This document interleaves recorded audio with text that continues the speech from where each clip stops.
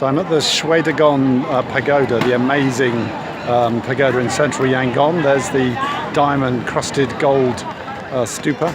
And I wanted to film here because we've been here a week and we barely discussed Buddhism. Oop, there's some sounds. How authentic. And it's extraordinary because this is the heart of Yangon, it's the heart of the Myanmar culture, and yet we never talk about it in the aid business. And the question I have really is, why not?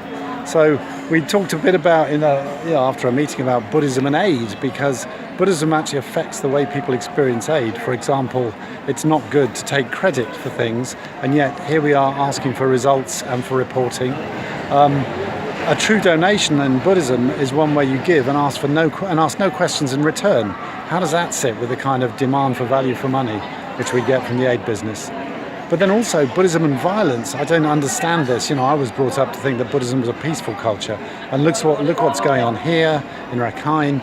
Look what's going on in Sri Lanka over the last few years. Clearly there's something there that's going on that I don't understand.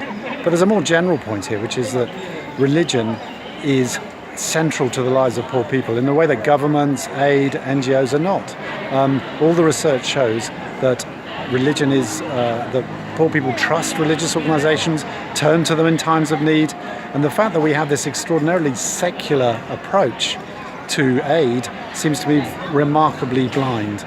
Just one example, we talk a lot about changing norms, about the way people see each other. Well, that's what religions do. They shape norms, they change norms, and we are not at the table, we're not thinking about that. So here I am in my tourist break, actually looking at Buddhism, and for the rest of the time here I won't even talk about it.